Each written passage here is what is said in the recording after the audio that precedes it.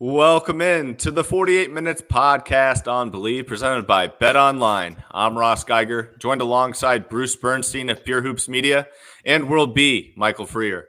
This is episode number 88, the Nicholas Batum episode, as the French swingman and current Philadelphia 76er wore number 88 for the first 7 seasons of his NBA career with the Portland Trail Blazers. Before we get to our opening tips, just a reminder that it's playoff time and the usual suspects are heading to Vegas for the championship. And our partner, BetOnline, is your number one source for football odds, stats, trends, and lines. With everything from point spreads to hundreds of bets on everything from the coin toss to the color of Gatorade. BetOnline is the number one source for all your championship wagering. Head to BetOnline and join today to get into all the action. BetOnline, the game starts here. And tonight, Bruce, we welcome you back onto the show here, and we'll let you tee us off with the opening tip. I'm a little disappointed that episode 88 wasn't in honor of Neemias Queta, the hot bench player. I think Batum is a worthy choice. But thank you, and it's great to be back with you guys. Speaking of the Celtics, Marcus Smart spent his first 9 NBA seasons as a Boston Celtic. Prior to this season, he was traded as part of the deal that brought Kristaps Porzingis to the Seas. He was one of the most aggressive defenders in the league and was named Defensive Player of the Year 2 seasons ago. But he was much more than his numbers or his awards. He was the emotional leader of the Celtics and the guy who could give negative feedback to stars like Jason Tatum and Jaylen Brown, and they'd actually listen. Marcus was also a man who gave back to the community and was a regular visitor to children who were in the hospital in the Boston area. In short, he was and remains a cherished member of the Celtics family. When he returned to the TD Garden on Sunday night with the Memphis Grizzlies, he was injured and didn't play, but he was honored during a first quarter timeout with a video tribute, and all of Celtics Nation stood and cheered. He may be a Memphis Grizzly now, but for fans like me, he'll be a Celtic forever. Thank you, Marcus. Well done there, Bruce. And yeah, it was quite the homecoming game for Marcus Smart, who certainly got his flowers from the Boston crowd, and that was well-deserved. World B? Well, thank you, Ross. In terms of record, the Charlotte Hornets are not the worst team in the NBA. They're not even the second or third worst.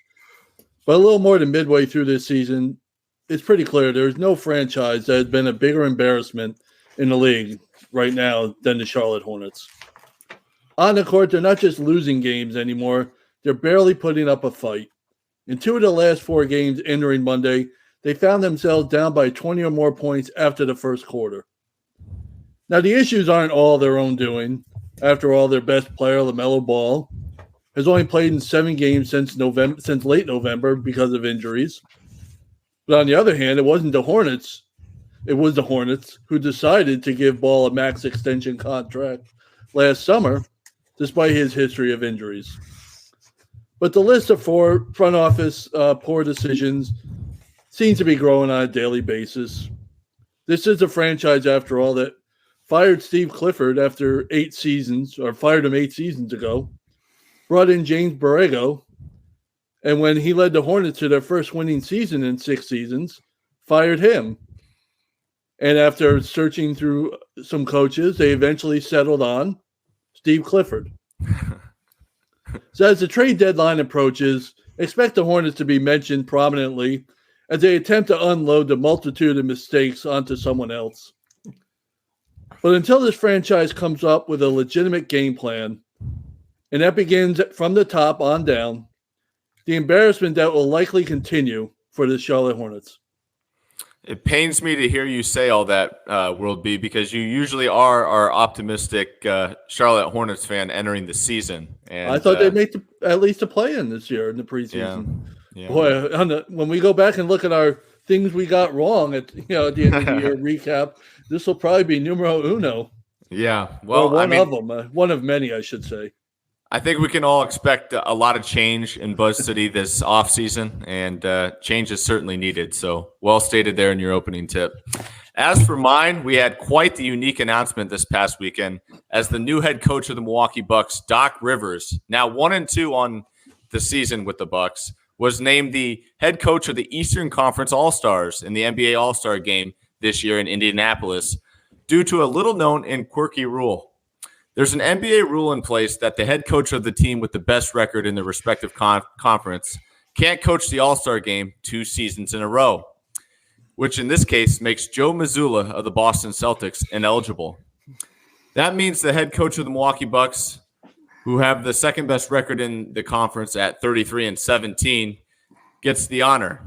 Talk about awkward and straight up weird timing.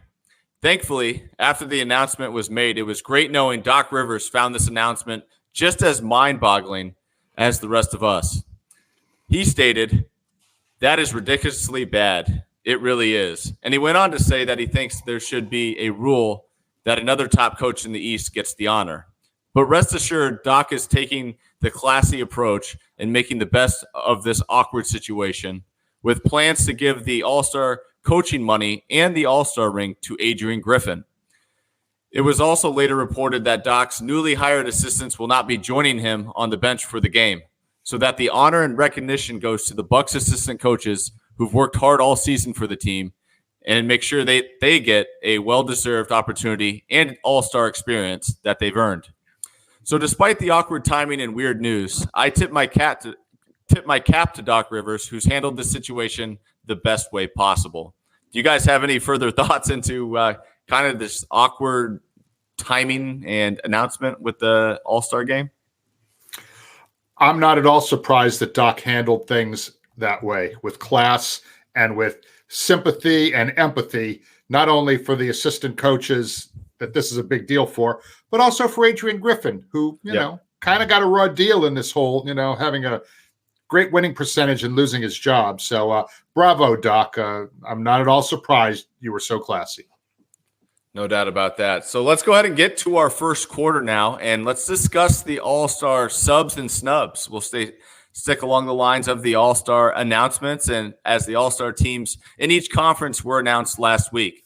So I thought we'd start out East, and the Eastern Conference starters are Tyrese Haliburton, Damian Lillard, Jason Tatum, Giannis Antetokounmpo, who was named team captain, and Joel Embiid, who, of course, is now going to unfortunately be out due to injury. So my first question to you all, what are your thoughts on the starters, and who should replace Embiid as the Eastern Conference starter?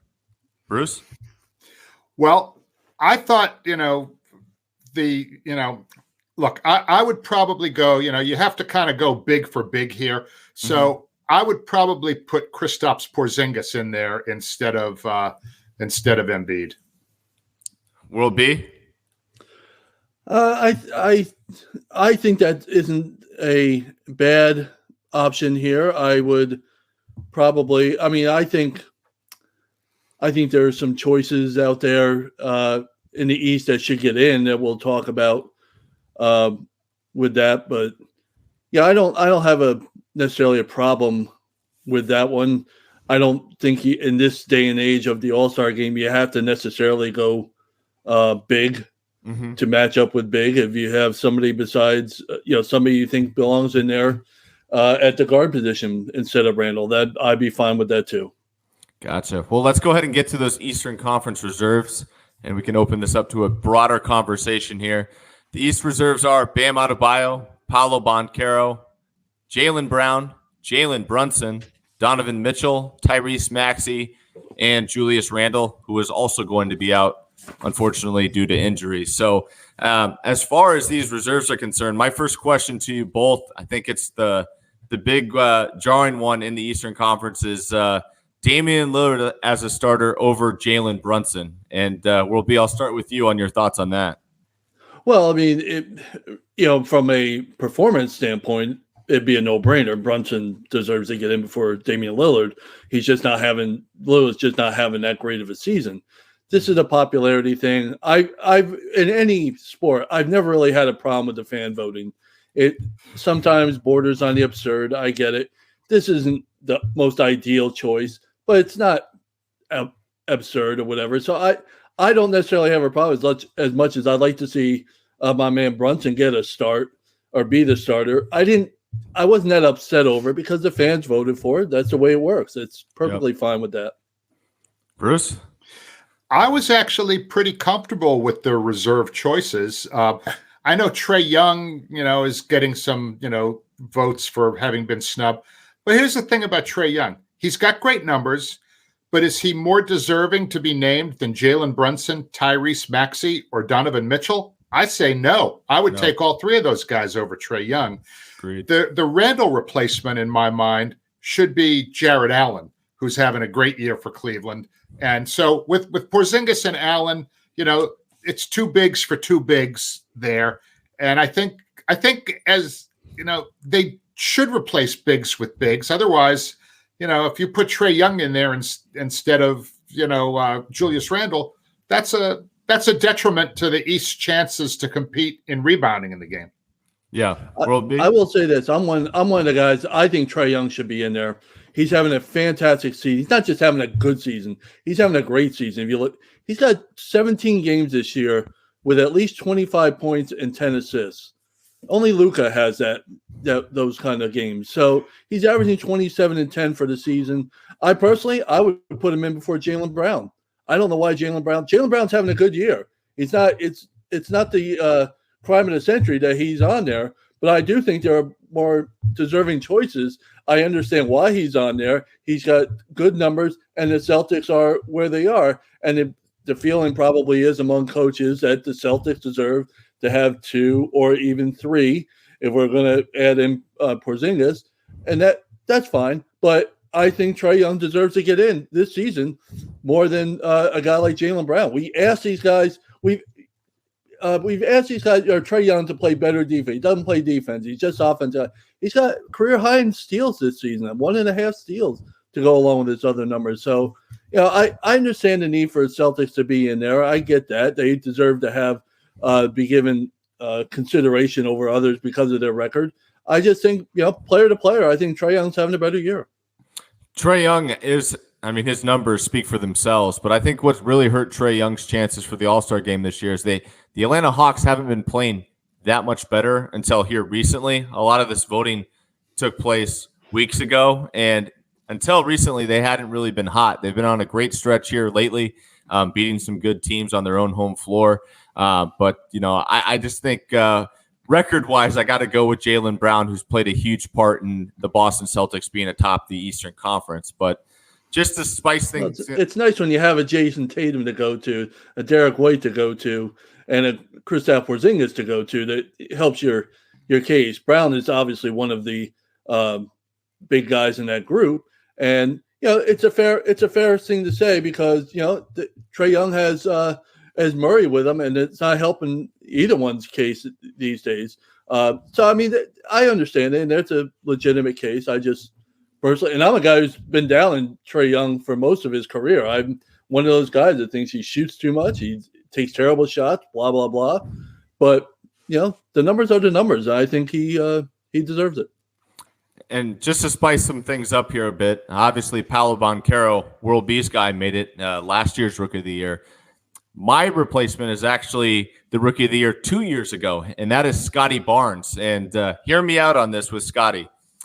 He's played 35.4 minutes a game. He's averaging over 20 points a game on 48% shooting, 36% from downtown, 8 rebounds, nearly 6 assists, 1.3 steals, 1.5 blocks. And the biggest part to me, Scottie Barnes has played in all 49 games for the Raptors this season. And let's face it, this guy has gone through a lot of adversity this year. He's lost his two biggest teammates on the team, and OG Anunoby and Pascal Siakam. He continues to put up numbers. I understand his team's not winning games, but I'd like to see Scottie Barnes get the nod here if we're going big to big, because I think we can consider Scottie a big in this situation. And fair enough. Yeah. And for the West, let's get to the West here. For the West starters, we have Luka Doncic, Shai Gilgeous-Alexander, LeBron James, who is the West team captain, Kevin Durant, and Nikola Jokic. With the West reserves as Devin Booker, Stephen Curry, Anthony Davis, Anthony Edwards, Paul George, Kawhi Leonard, and Karl-Anthony Towns. So I asked you, Bruce, what's your thoughts on the West side of things and who got snubbed?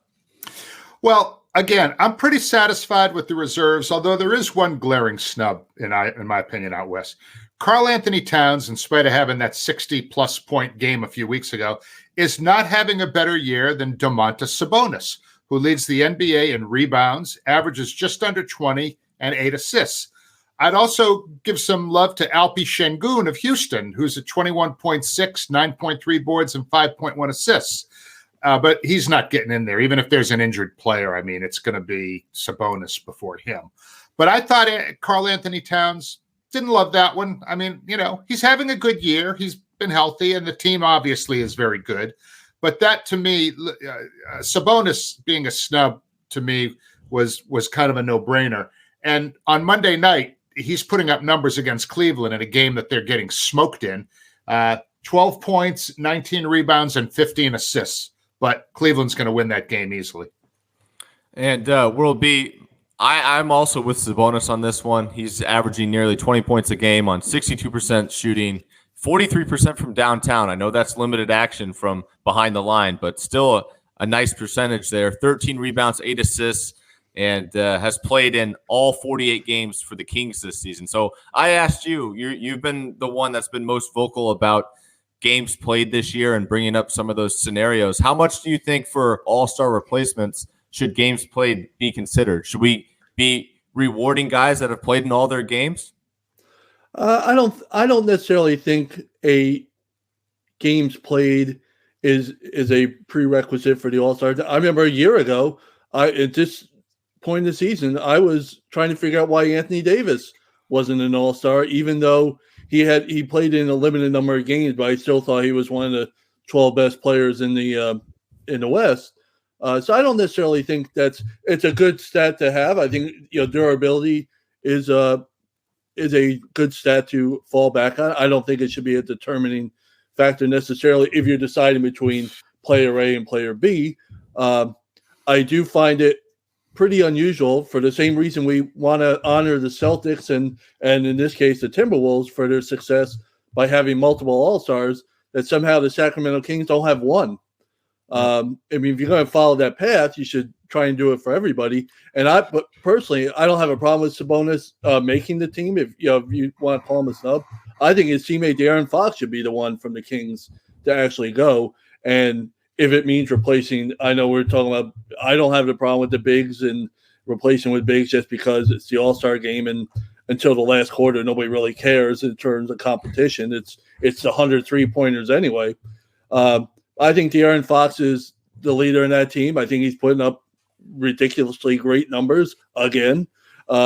He's fourth quarter Fox. He's their guy down the stretch, and he's putting up the numbers to back it up. So if you want to replace him with, I don't know, if you want to take Karl-Anthony, I agree with Bruce. Karl-Anthony Towns is having a good season, just like Jaylen Brown's having a good season. I don't necessarily, considering some of the people on the outside, I don't necessarily think they're all-star seasons. And with I do want to note real quick, with that 64-point game that Bruce alluded to for Karl-Anthony Towns, that came in a loss. And I don't know about you guys, but I'm not one that's going to glorify a high-scoring outage for any player in the league if you don't win the game. That's just me personally, but I could care less if you don't get the W. The NBA likes to, every Christmas, likes to point out the Bernard King 60-point game against the New Jersey Nets and how great it was and everything back in 1984, and it was tremendous. But they lost the game to the Nets. Yeah. And nobody seemed to remember that except me and probably Bruce. Well, hey, Devin Booker had a 70-burger against the Celtics a few years ago, and they lost that game too. Lost. So there you go. Yeah, and Booker, I think, had another 64-point game the same week as Karl-Anthony Towns. And if I'm not mistaken, I think the Suns lost that one too. So his two highest scoring games of his career. They lost Indiana. Yeah, his two highest scoring games have been in losses. So not a Devin Booker hater, but I'm just saying. Not at all. Hey, can I hop on the De'Aaron Fox with one quick comment? And again, it kind of, I totally understand where World B's coming from as far as not necessarily having to replace a guard with a guard. But I thought, Fox is a mini snub. I'll give you that. But then I asked myself the same question I asked about the Eastern Conference. Who are you going to drop? Stephen Curry, Devin Booker, or Anthony Edwards. I think, because Fox has missed a bunch of games, and the Kings, they're good. They're as good as they were last year. So far, I wouldn't say they're better, but he's putting up his numbers. I would say I'm comfortable with those three guys in the backcourt making it as reserves in front of De'Aaron Fox. But again, love Fox. He's great to watch and a great player, obviously. Yeah. By the way, real quick, can we finally? What is keeping the NBA from adding 3 more players and making it a 15-player roster? What is the problem with that? I do not understand. This league grows and grows and grows. We have 30 teams. In baseball, we have probably a 40-man roster out there for the All-Star game for each side, and I'm fine with that. But whatever, because most of them are pitchers. But what is the problem with adding 3 more players and making it a 15-player roster? So somebody doesn't get to play as much as they would or whatever. Is that going to be the biggest deal? You want to be honored. You want to be recognized as an all-star. This sport continues to grow. The players continue to grow. In terms of number of players, let's just add 3 players per conference. What is the problem with that? I don't see a problem with it, but I think maybe the owners would have something to say about that because there are some contract bonuses for making an all-star game. Well, that's on them. Yeah, well, I didn't ask them to make that deal. Yeah, but the 3 that World B would add are probably Isaiah Hartenstein, Precious Achiuwa, and Josh Hart. But hey, no, Deuce McBride here. Come on, let's be on there. If we're going to do this, we're going to do it the right way. Don't forget him there. Oh, all right, and Javon Carter. Don't forget. Oh boy, now you're really reaching. Well, that's it. That's all. That's it. Yeah. All right. Well, as we move along to our second quarter here, the Cleveland Cavaliers are an absolute heater here recently. 13-1 in their last 14 games, heading into tonight's home game, hosting the Sacramento Kings. And Bruce, you provided that update. It looks like they're going to be 14-1 in their last 15 after this one. So I'll leave it open to you here, Bruce. I mean, what are you seeing from this Cavaliers team? Well, let's start with the fact that they've had significant injuries on this team. I mean, both Darius Garland and Evan Mobley has missed like half the team's games, but now they're 32-16, third best in the East. They may actually be tied for second now with Milwaukee. Since January 3rd, they're 14-1. Okay. And their next 3 games are all winnable road games: Washington, Brooklyn, and Toronto. Then they have Philly and Chicago at home. Philly without Embiid and Chicago without Zach LaVine. So it would not at all be shocking to me to see them firmly in second place by All-Star weekend. Yeah, I think that's totally attainable, especially how they're playing. And I'm glad you brought up those injuries. I mean, credit to Donovan Mitchell and Jarrett Allen, who have both successfully covered for their colleagues, as Mitchell has kept the guard play alive in Darius Garland's absence. He's missed 19 games due to injury. And Jarrett Allen legitimately blossomed into an all-star reserve candidate, as you mentioned in our first quarter, Bruce. And he covered quite nicely with fellow postman Evan Mobley out of the lineup and didn't have Mobley's help in the paint. World B, what's your takeaway with this team? As you might remember, I did have the Cavs as one of my top teams heading into our preseason prediction show. No, because everybody thought they were on the downside based on how they performed in the playoffs against the Knicks and how the Knicks just roughed them up and they didn't really add anything. So there was, you were the one that said opposite, including myself. It's an amazing transformation to go from basically tied for 7th to 3rd place in the East in a month.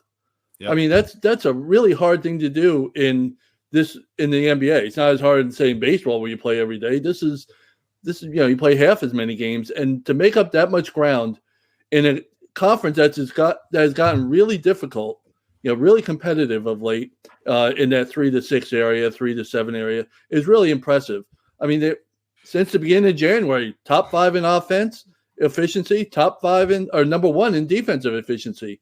They're doing it at both ends. I mean, this is what we saw last season when they were one of the best defensive teams in the league and one of the better offensive teams. Now they're doing it again on the offensive end. It's hard to beat them. It's really hard to beat them when you play the way they're playing right now. It's been absolutely impressive. You know, Allen, you mentioned Allen. I mean, what a huge factor he's been, particularly with Mobley out of there. He has really been, he's averaging 15 and 10, all right? A presence in the middle on defense, which, as World B mentioned, is among the very best defenses in the league. And as we know, defense travels. The Cavs can win games on nights when their shots aren't falling. You know, during the streak, they've only allowed 115 points or more just 3 times in those 15 games. They're in the top 3 in every major defensive category, and their road record of 14 and 8, best in the league. Yeah, and you got to win those road games, and that is why they are making covering so much ground in the Eastern Conference, and likely going to take over the second seed out east before the All-Star break. And good call there, Bruce. So with that, we've gone ahead and reached our halftime buzzer. So we're going to go ahead and take a quick break and come back with you for the second half. And we're back with the start of the third quarter, and World B's New York Knicks are keeping it rolling. Behind the play of NBA All-Star Jalen Brunson, this team just keeps on clicking with or without Julius Randle and sometimes OG Anunoby. World B, I'll start with you. Are you surprised to see the Knicks continue to play at such a high level with 2 of their biggest name stars? A little bit. Scheduling has had some help along the way. You play the Charlotte Hornets, you play Utah Jazz. You know, these are not your prime defensive teams you can get away with. The Indiana Pacers, where they were down big to the Pacers on it last week, but you know the Pacers are not a great defensive team, so you can come back on them. So not a little surprised, but not completely surprised just because of the scheduling help. I mean, they also blew out the Nuggets. When Nuggets are playing solid ball. So there's some surprise, but not tremendous. They beat the Heat in this run. The Heat haven't been great. Last couple of games they've been better, but they were in a real bad slump there. You saw Saturday night when they lost to the Lakers. Really, the problem when you don't have somebody to help out Brunson, they just do not have anybody who can put the ball in the basket. They got shut out for almost 7 minutes in the fourth quarter. For the final 7 minutes, they barely scored, and the Lakers were able to pull away, not just win the game, but pull away. So they need everybody healthy, and when everybody's healthy, I don't know how long Julius Randle is going to be out. They say a few weeks, or maybe a little bit longer, maybe in time for the playoffs. I mean, I've never had a shoulder problem. You sit on the bench, you don't have too many injuries like with your shoulder or your feet or anything. So I can't speak from experience, but shoulder injury sounds pretty bad if you're a top of the line athlete. So I don't know exactly how long he's really going to be out, but losing OG really hurt on top of that. So they need somebody to come back and continue this going, because as we mentioned, the Cavaliers aren't going away. Cavaliers are able to win when their guys are hurt. Yep. So they're able to survive it. And the Knicks have been able to survive it. We'll see what happens this week. But I was hoping, you mentioned the Cavs were fighting, in position to get to the number 2 seed. I sent a text out to you guys last week that they entered, I think it might have been the Saturday game, just a half game behind the Bucks for the 2 seed. But, things changed real quickly. So if the Bucks don't turn it around, if the Cavs stay the way they are, the Knicks, it could be really competitive for that 2 spot all of a sudden. I used to think it was competitive for the 3 and maybe the 4. Now it's maybe the 2 in the East. Well, with Embiid now pretty much being out long term, I mean, I don't expect Philly to be able to hang with those top 4 teams. They were fantastic, and losing Embiid. I mean, I'm going to talk about him in my closing comments tonight, but the Cavs and the Knicks, their hot streaks pretty much started at exactly the same time. I mean, when the Knicks lost to Indiana on December 30th, they were 17 and 15. And since January 1st, they're 15 and 3. So, and the Cavaliers are 14 and 1. So, I mean, those are pretty much the 2 hottest teams in the league during that stretch. And again, the Knicks started winning some games before the Anunoby trade, but once the Anunoby trade went through and he became a starter alongside Randle, that became a really dynamic forward tandem. And in the 13 games Anunoby's played, they're 11 and 2. He's hopefully going to be back shortly. He provides the wing defense and the 3-point shooting that are huge. And both, OG and Julius, they're going to – some of the time that Randle's going to be out, luckily for the Knicks and for him, is going to be over that extended All-Star weekend. So, he wouldn't miss as many games as he would ordinarily miss if it happened not bridging, All-Star weekend. So that's a break for the Knicks. But they've been handling, I think, their injuries pretty well. I mean, they've gotten solid front court minutes from Isaiah Hartenstein and recently acquired Precious Achiuwa, who I poked fun at a few minutes ago, but he's no joke. And also Donte Di Vicenzo has stepped up. He's provided more scoring for those guys. And, Brunson is their rock. I mean, when all hell's breaking loose around that team, there's good old Jalen Brunson, calming the ship. He's got his hands on 10-2 on the wheel. And that's got to be really a great comfort zone for Tom Thibodeau. And Bruce, I'm glad you brought up Donte Di Vicenzo. He's now had 4 straight games of 20-plus points. And the volume shooting has been there. And he's shot at least 22 times in each of those past 4 outings, scoring 20 points. He's been a great signing for this team. He brings toughness. He brings energy. He's nonstop movement.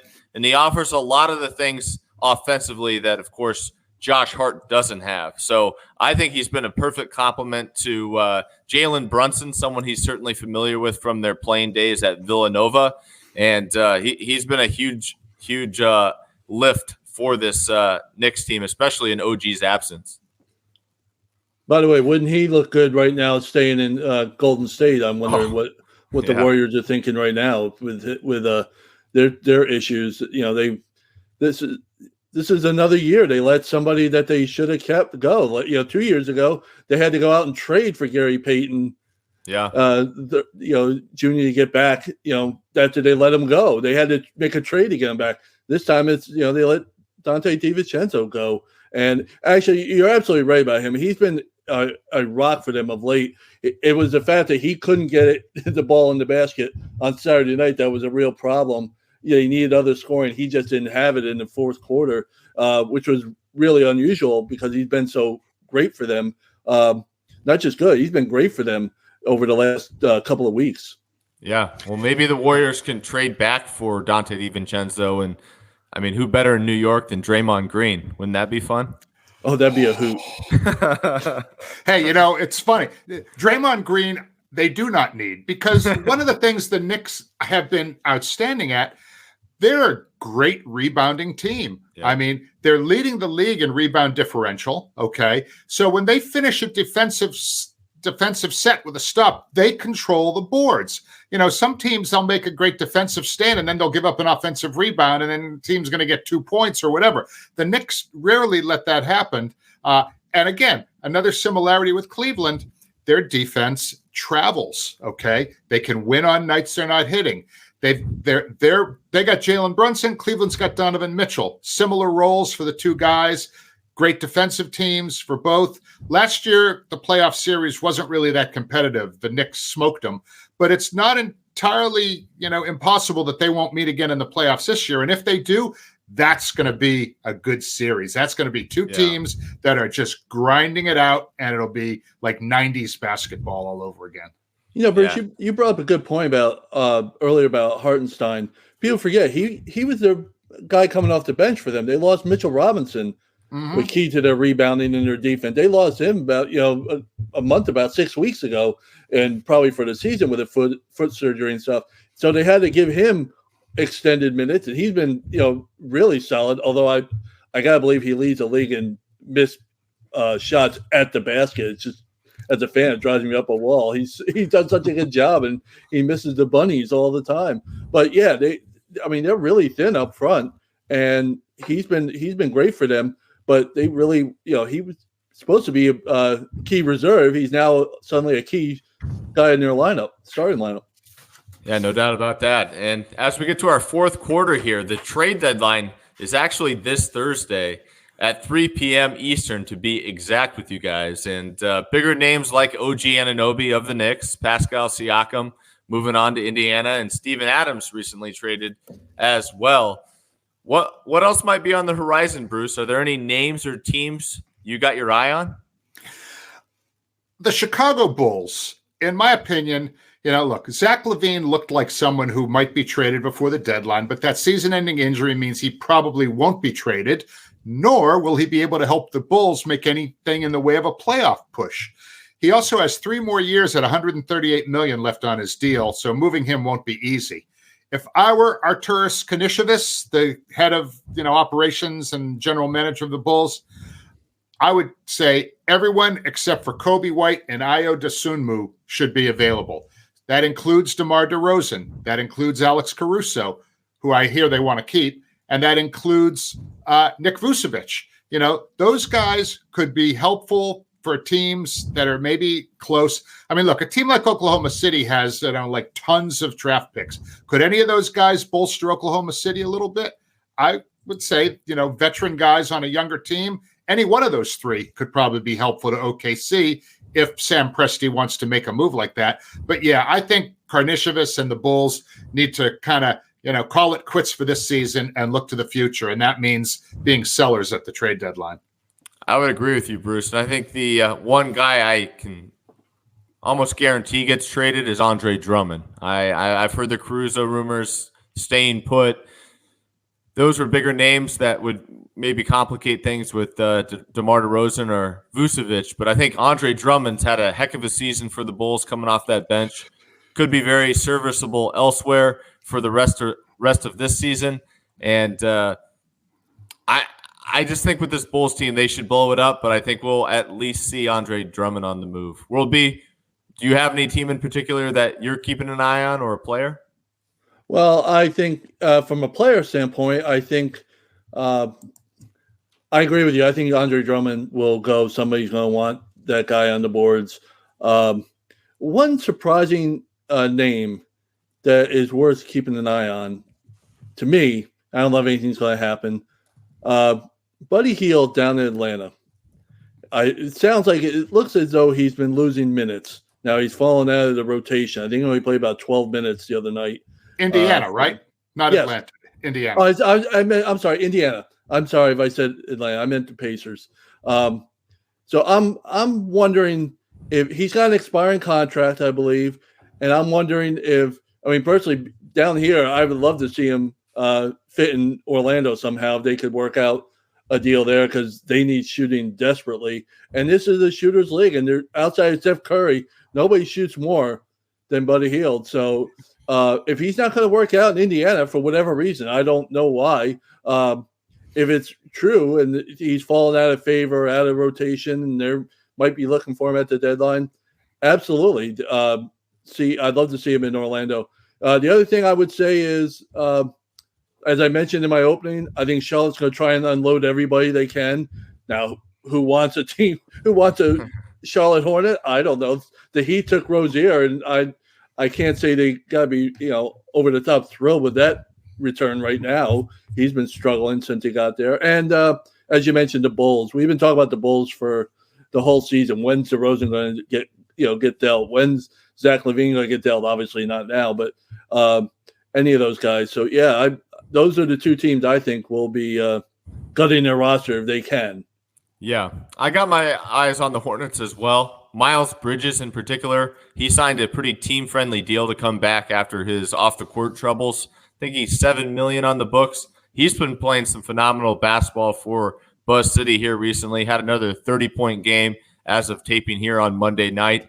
And I think he could be on the move. Another guy that I've seen in trade rumors so far, Nick Richards of the Hornets as well. He's been a great backup five-man for most of the year until they had PJ Washington's another one that's been mentioned.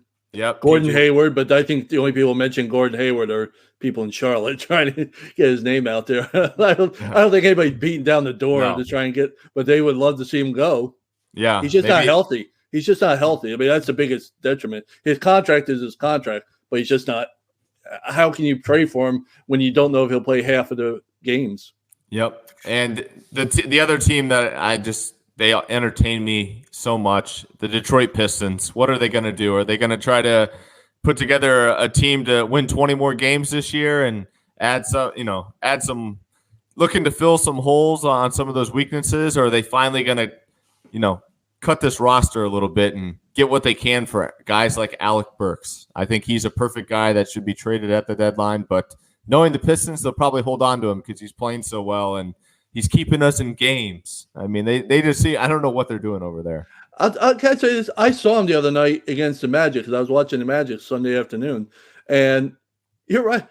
The Pistons are a lot better, or they're a lot more competitive, I guess is a better way to put it, than I envisioned when I saw them, a few weeks earlier than that when they, going through that horrible losing streak.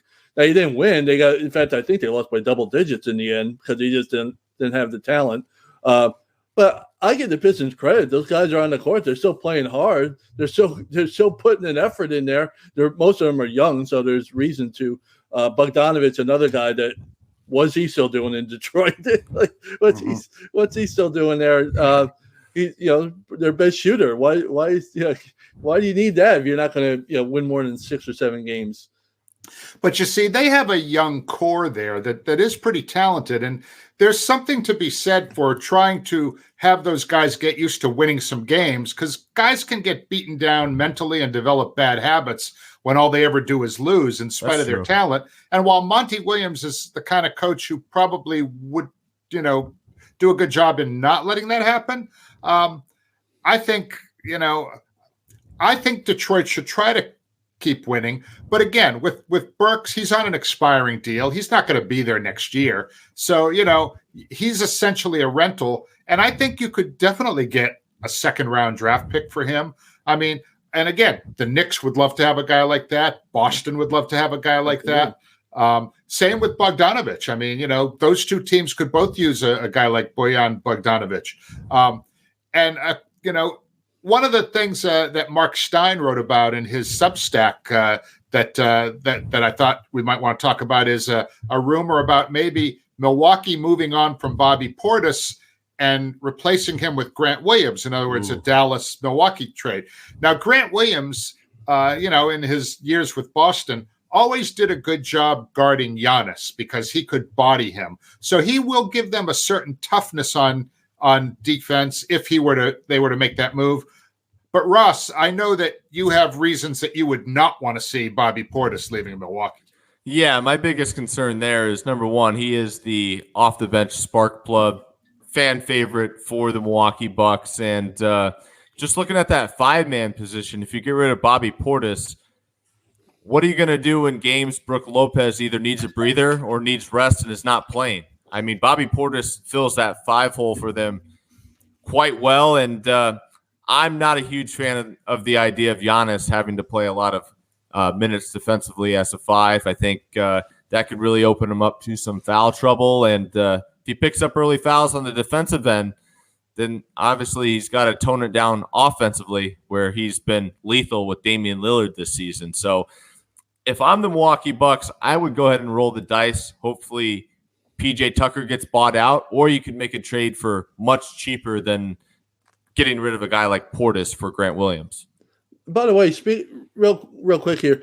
In that Marc Stein article, that column that you mentioned, Bruce, my favorite take on that whole thing was the section on Malcolm Brogdon wanting to stay in Portland. Yeah.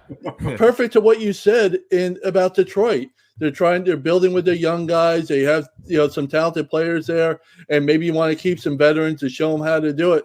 Malcolm Brogdon seems to be really enjoying himself. The Portland, Trailblazers are in the same boat as Detroit and some other young teams like the Spurs or whatever. They got young guys that want to lead the way, and they have some veterans there to try and show them the ropes. And Malcolm Brogdon sounds like he's somebody who wants to, be part of that, teaching these guys the ropes and being valued there. He said he appreciated being valued somewhere. And I got a real kick out of that. I thought that was you don't see that very often at this day and age by a veteran, especially somebody like Malcolm Brogdon, who's been in the big games. He knows that situation. He knows that atmosphere. He likes where he's at in Portland. I appreciate that.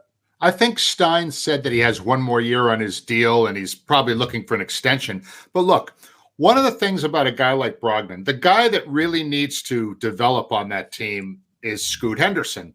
Yeah. And practicing against Malcolm Brogdon every day, sitting next to him on the bus or whatever, soaking up the knowledge. Malcolm Brogdon was always, he was an injury-plagued guy, but nobody ever said that Malcolm Brogdon didn't have a super high basketball IQ, and that's exactly what you want to expose a guy like Scoot to a player like that. Yeah, great point there. And he's been a joy to watch this year with the Blazers. Of course, being a big Scoot fan myself, I've tuned into a lot of those late-night Portland Trailblazers games, and I would agree. If he wants to stay, I'm more than happy to keep him in the rotation, even taking a few minutes from Scoot and taking shots from Anthony Simons, both who I am very high on in the future. But I think they're just going to benefit from having a leader in the locker room and a guy that is a veteran presence to the caliber of a guy like Malcolm Brogdon. So that's great news to hear out of Portland, and you guys both raised some good points on that one. Now, before we get to our final thoughts, I do have a quick best bets, and I've got two hot and heavy volume shooters to keep tabs on for your player point prop bets. Number one is World B Charlotte Hornets and their rookie, Brandon Miller. Over his last 10 games, he's averaged 22.7 points, and he's scored 28-plus points in 3 of his last 4. Strictly in terms of betting his points prop, I absolutely love him out there right now without LaMelo Ball. With the Hornets 10-38 on the season, a team likely to trade off some of the rotation players at the deadline, as we've mentioned, keep watching Miller's point lines and strike while the iron's hot. Now, my second guy is D'Angelo Russell of the Los Angeles Lakers. With or without LeBron, you can count on D'Lo firing from the field. And while his scoring numbers have taken a hit over the past week on the road, I fully expect him to heat back up back home in LA. D'Lo certainly making a last-ditch effort to prove he can be that third scoring piece to the Lakers' chances at a title this season. While calling the Lakers a title contender right now might be highly questionable, counting on D'Lo to shoot a high volume is never in question. I like him for 20-plus points a night at home any day of the week. And with that, we'll go ahead and get to our final thoughts. And Bruce, I'll let you lead us off. Joel Embiid was the MVP last season. But in spite of his incredible numbers and the success of his team, the current scoring leader will not repeat as MVP this season. The new rules governing regular season awards stipulate that a player must appear in at least 65 games in order to be eligible for awards like MVP and the All-NBA teams. After suffering a knee injury on January 30th, he's not going to play again for a while, if at all, this season. So by this time next week, he'll have missed his 18th game and will be ineligible for any honors. They say the road to hell is paved with good intentions, and the 65-game rule was a response to what many fans felt was excessive load management by star players. But injured stars are now caught up in the new rule, and that seems like an area where the rule could be tweaked. When Embiid plays, Philly is 26-8, which is a winning percentage better than league-leading Boston. When he doesn't play, the team is 4-10, which is a bottom 5 winning percentage in the league. I don't think there's any question that Embiid is as valuable as any player in this league, but he won't be recognized due to the rule. This man has lost a lot of time to injuries throughout his career, including his first 2 entire seasons, but he's always tried to battle through them and keep playing. So it seems kind of cruel to me to see him lose out on eligibility for major awards because other players and coaches caused this 65-game rule to be implemented.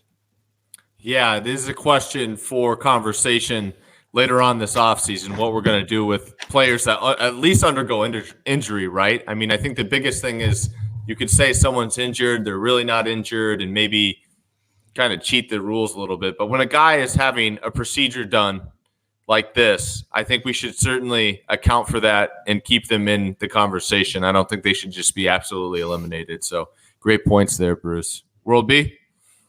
Thank you, Ross. The overabundance of 50, 60, and even 70-point scorers of late has as many fans excited about it as there are up in arms.